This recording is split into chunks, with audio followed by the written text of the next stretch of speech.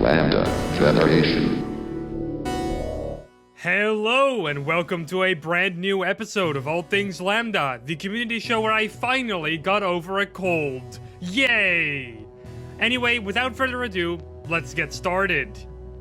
In a recent update to the lab, Valve's VR minigame compilation, something interesting have been dug up by Tyler McVicker from Valve News Network. We're talking about entire segments of code that relates to a Half-Life inspired VR experience, currently only known officially under the codename Shooter. Now, the strings of code that were found all have a lot of stuff to say about what the project was going to be, or maybe even still is going to be. For example, references to Combine Striders and Soldiers have been found, as well as effects and strings based on a holographic version of City 17. Now, it's very strange that this stuff has been found within an update to the lab, which was supposed to only bring support for the index and some additional improvements. Now, Tyler's video about this is actually very interesting, and I highly recommend you go and give it a watch. I've left a link in the description down below for you to check it out. MapLabs is back with another challenge. This time though, it's a test tube challenge, and it's all about those beautiful orange depth textures. Gosh, I adore them. Why would you need any other textures, like, at all? Anyway, the challenge has recently concluded, and the end results of the challenge are now downloadable in a handy little client. Now, I could go over all the 13 entries and 3 bonus maps that have been sent in, but this episode would get too long, so let's just go over the top 3. At number 3, we have City of Confusion by Scorley. With an amazing vista and a lot of detail that has been put into the brushwork, we really have a beautiful map to look at. And apparently, that has only been achieved with around 3 textures. Lighting definitely does a lot, doesn't it? At number 2, we got Twisted Gravity by Jacob T. It might not be the deepest map of the bunch, but creativity is something that it does well. This portal-style course makes things interesting with adjusted gravity and really smart mapping. The depth textures here definitely contribute to a nice and clean look.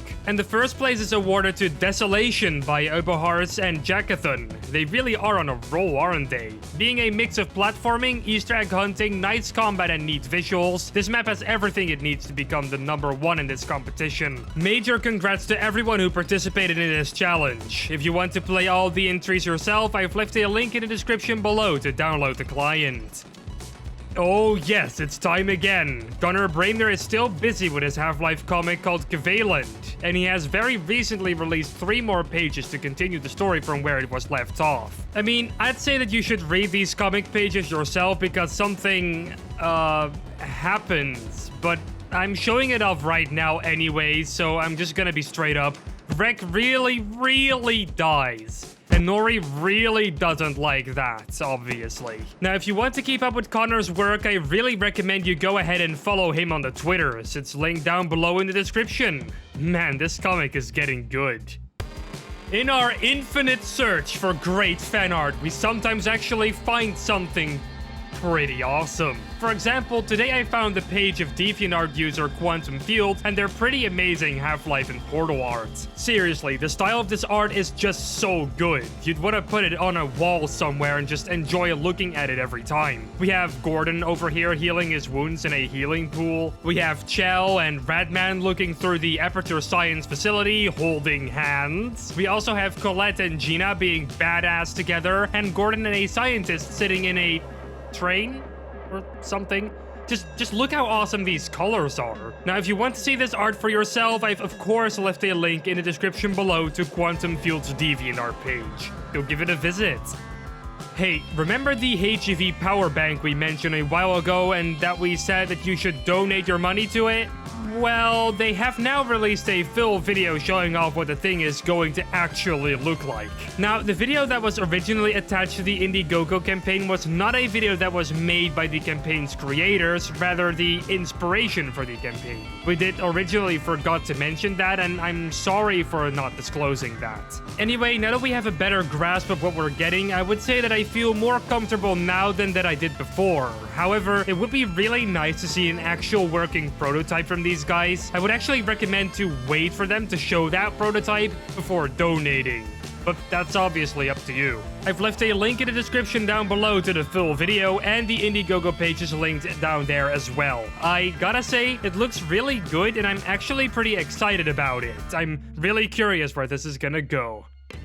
This is just a small mention, but I thought it was worth including in this episode as it is still pretty big news. The Gold Stars mod The Core has finally received a release date, and it's almost 1 year from now. In a tweet sent out by The Core's developer Scotch and Coffee, they confirmed the official release date to be the 30th of September 2020, so now we have something to wait for. I've left a link to the mod's ModDB page in the description below.